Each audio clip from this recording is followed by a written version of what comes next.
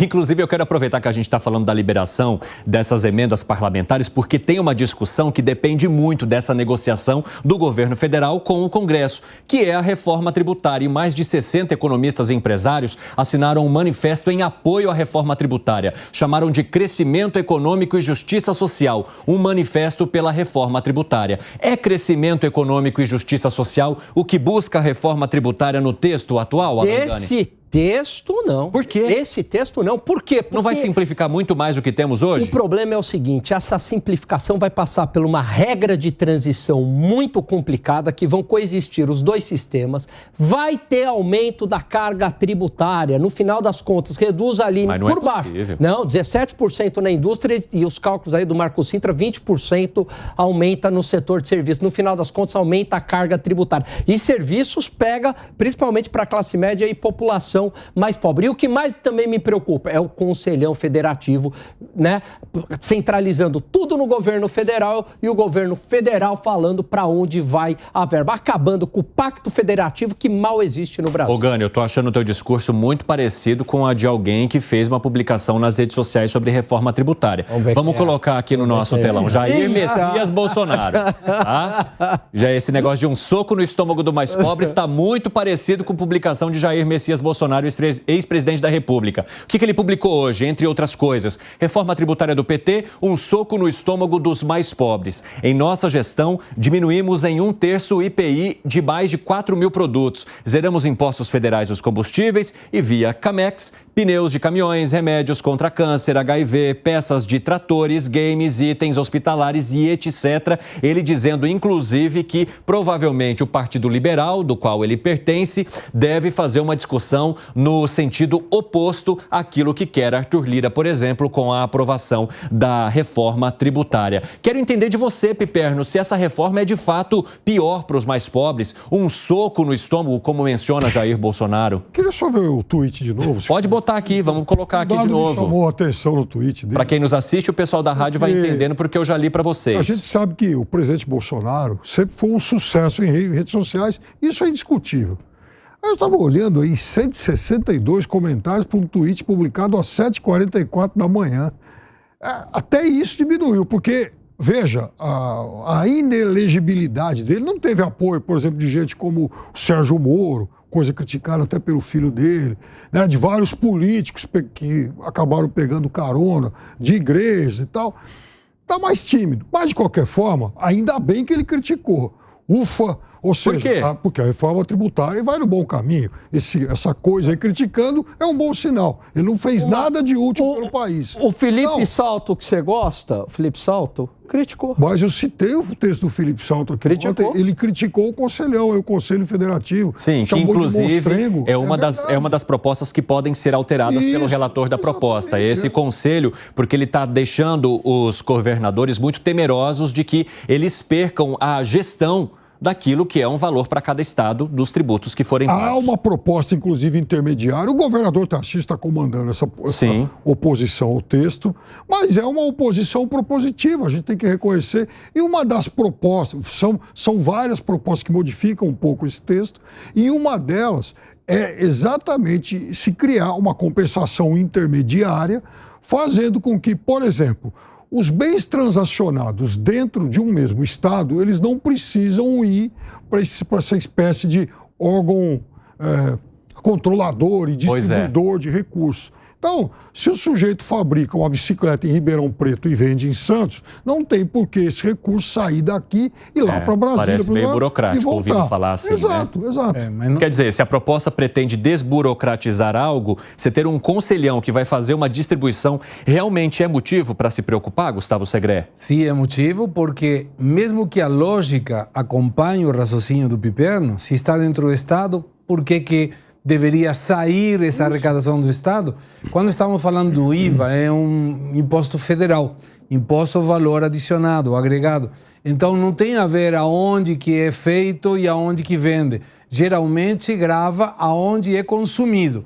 Nesse caso seria irrelevante que for feito no mesmo Estado provincial, porque perde essa lógica geográfica do Estado para ser uma lógica federativa nacional. Então, o conceito, se for o mesmo IVA que em outros países, não vai ter nada a ver se é fabricado no mesmo estado e vendido para o mesmo estado. Agora, só uma observação. Esse tipo de print, Piperno, são prints de tela num momento determinado. Se tirar às 8 da manhã, talvez seja de manhã. Então, hoje, se buscar isso, seria muito maior. Você está querendo falar sobre a questão de quantidade de comentários que tem ali, mas isso é o menos relevante diante do texto que ele publicou. Quero falar de você, ou falar de você não, Gani. Falar com você, não vou falar do Gani, não. Quero falar com você sobre essa manifestação que fizeram empresários e também economistas. Isso pode trazer uma certa pressão para esses setores que estão reticentes com essa reforma tributária que Lira, inclusive, está tirando tudo da frente, sai arrastando tudo, arrancando tudo do lugar que a reforma tributária vai passar. Sim, porque você tem setores bastante importantes da sociedade que estão se colocando contra essa reforma tributária, né? Não teve a devida discussão com a sociedade a partir do momento que ela foi colocada no Congresso Nacional. Veja a reforma. Mas como assim não teve devida discussão? Não, veja só, veja a reforma. A gente está falando de uma reforma tributária que já está há décadas sendo discutida. O tema está aí, mas a proposta em si, né? O texto final, pouca discussão, querendo atropelar, querendo votar quinta-feira, querendo votar nessa semana. Veja, a reforma da Previdência, quando ela foi colocada e desenhada ainda no governo Temer, começou toda a discussão ali, acabou não passando, né? Porque o governo Temer teve problemas ali políticos, a reforma da Previdência ficou para o governo Bolsonaro, mas teve uma ampla discussão com a sociedade, inclusive a própria Jovem Pan teve uma campanha muito boa em favor da reforma da Previdência, explicando a reforma da Previdência para a população. A gente não vê isso com a reforma tributária, é um negócio que é discutido atropelado. Total, Piperno. Ô, Piperno, você acha que o Gani está sendo pessimista demais em relação à reforma? Primeiro que esses dois textos aí, as duas, a PL que estava no Senado da Câmara, vem sendo já, enfim, debatidas e discutidas. Está parada, Piperno. Estava parada lá, mas não a discussão para valer foi agora só. Começou agora. Lá, o texto, inclusive, já estava, uma parte do texto, aliás, uma parte não, o texto já havia passado por uma parte dos parlamentares que estão aqui agora, porque eles já estavam na legislatura passada. Mas então, o que você entende que faltou para a reforma tributária ter ficado adormecida durante um período e, de repente, voltar ao debate nesse momento? Desde que essa legislatura chegou, essa discussão ela foi retomada. Não é uma coisa de uma semana. Ou seja, seria um limbo provocado pelo governo de Jair Bolsonaro? Olha, há quanto tempo... Ou pela pandemia? Mas, o Evandro, há quanto tempo a gente vê, por exemplo, vários setores publicando anúncios em jornais e revistas? O pessoal do agro, do serviço... Teve um dia, a gente viu um anúncio aí com mais de 100 entidades de classe, naquele momento criticando. Ontem, por exemplo, um texto da Federação Nacional dos Municípios, agora a indústria começa a se articular também. Agora começou o debate. Não é que agora começou o debate. Então, isso já vem de muito tempo. Agora, o que há, de fato, agora é uma vontade de se resolver o problema. Antes aquilo ia de uma forma muito lenta. Você acha que não tinha esse debate antes e que agora, com esse governo, há um interesse, de fato, em ter uma reforma tributária? Não vejo, porque é uma questão legislativa. Quem empurra isso deveria ser a instâncias do Executivo, o Poder Legislativo. Isso vem desde a década de 90. Agora, me chamou a atenção o título, não? Crescimento Econômico e Justiça Social. Sim. Até não sabermos se isso vai ter uma carga tributária, não tem como afirmar. Mas acha que seria um soco no estômago dos mais pobres? Se for uma carga tributária aumentada, com certeza, aí o presidente... Mas, gente, não me entra na cabeça como é que você vai aprovar uma reforma tributária para hoje, aumentar uma carga tributária? Aonde está o número? Aonde está esse número aqui, ó, vou pegar estudo aqui. Estudo de quem? Não, não. Vou abrir aqui para você o estudo. Eu vou abrir. Porque aí a discussão não faz sentido algum se a gente falar que você quer simplificar uma cobrança, mas que ao simplificar você vai aumentar a tributação de um país que já tem uma das maiores cargas tributárias do mundo. São duas coisas diferentes. Uma coisa é a simplificação administrativa do pagamento de tributo. Isso vale. Maravilha, bem-vindo. A outra é, eu faço você pagar menos imposto, porque em lugar de ter PIS, COFINS, IPI e ICMS, vai ter um só. Sim. IVA. Ok. Exatamente. E a alíquota desse IVA? Imposto sobre valor agregado. Qual? Qual será a alíquota? Porque se a alíquota for, por exemplo, 13%, a Europa tem muitas vezes, 13%, 18%, dependendo. o Uruguai 23, a Argentina 21, já querendo aumentar de novo, começou em 13. E esse é o perigo. Porque, de alguma maneira, por exemplo, um produto que não tem um processo industrial não paga IPI, vai pagar IVA. Não tem importância se tem ou não tem, vai pagar IVA. ICMS, você tem ICMS que alguns estados, por exemplo, alíquotas de bebida alcoólica, aqui em São Paulo 25%, Santa Catarina 3%. Então isso perde, deixou.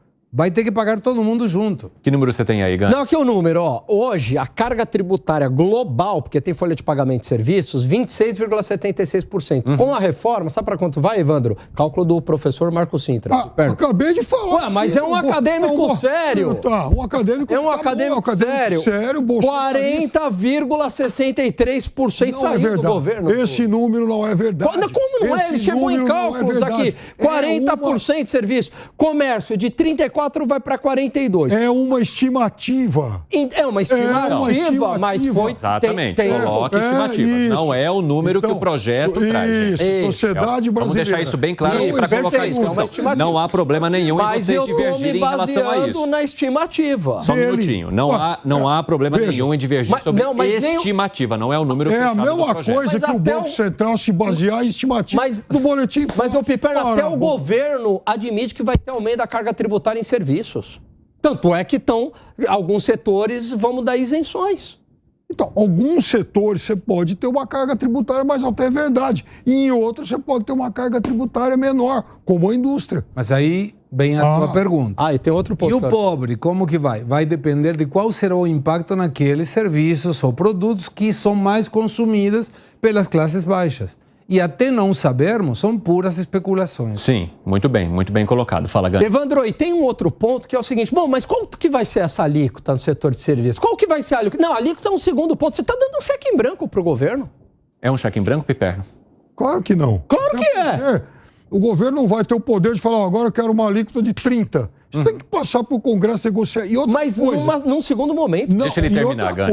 Você, por exemplo... Quando pega a indústria automobilística, a reforma tributária aprovada agora, então vamos lá, o governo joga a alíquota lá em cima, segundo o Alan, só que tem uma coisa, essa alíquota ela não vai passar a incidir sobre toda a cadeia amanhã, até porque vai haver um gradualismo, não é assim, de uma vez.